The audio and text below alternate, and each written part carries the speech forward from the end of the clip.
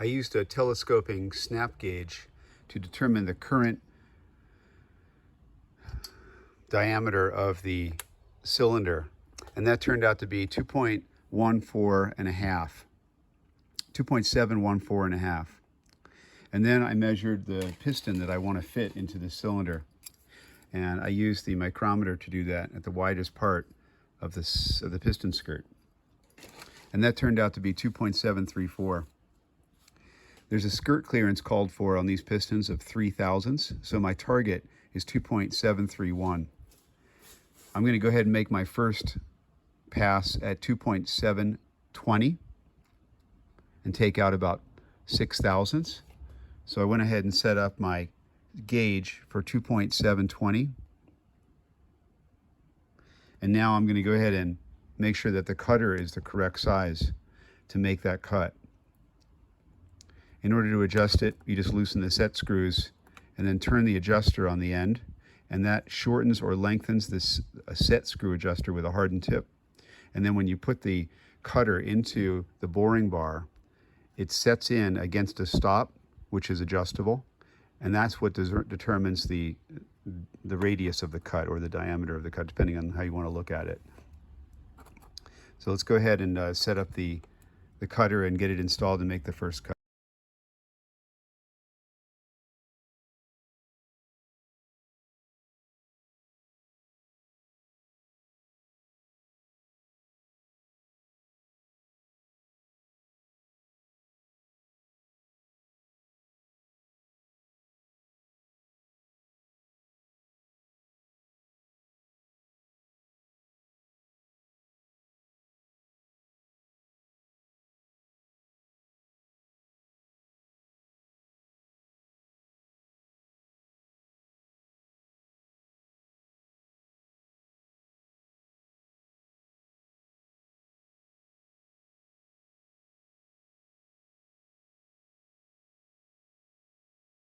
These are the tools that I use to set the cutter.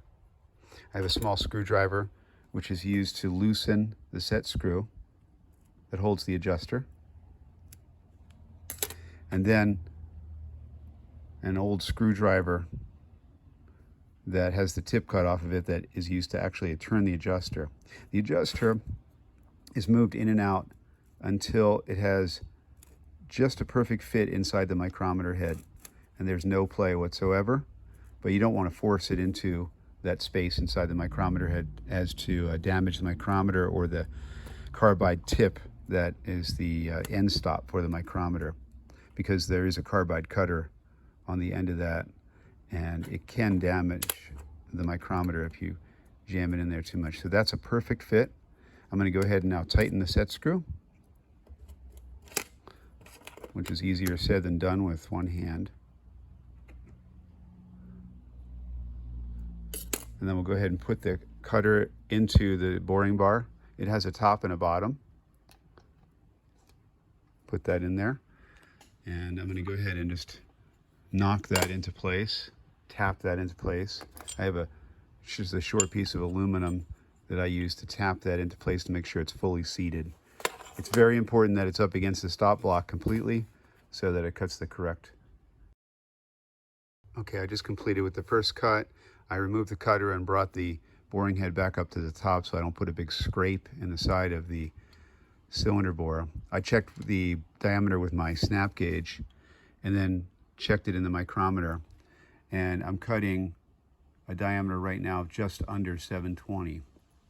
And so I'm pretty much dead on with my micrometer setting here. So now I'm going to go ahead and, now that I know that I'm cutting an accurate bore based on my setting micrometer, I'm going to go ahead and approach my target cut. There's no reason to take more cuts than I need to now that I know that I'm right on.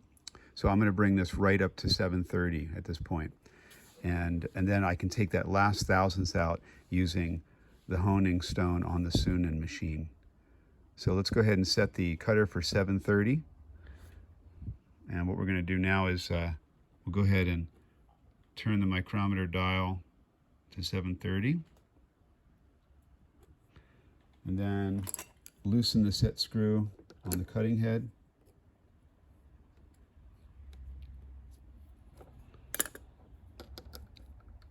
and then get a feel for where the adjuster needs to be.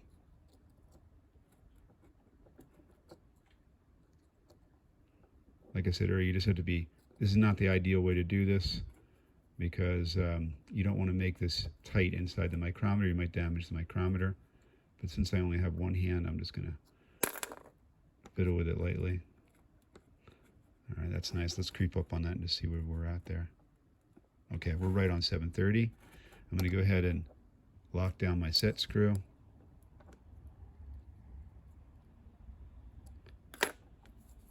Then we'll go ahead and return the cutter to the boring bar. And I'm going to use my aluminum bar and a hammer to tap this into place. It does take quite a bit of force to get it home. Unfortunately, I can't show you that because I only have one hand. But let's come back and we'll see where we're at on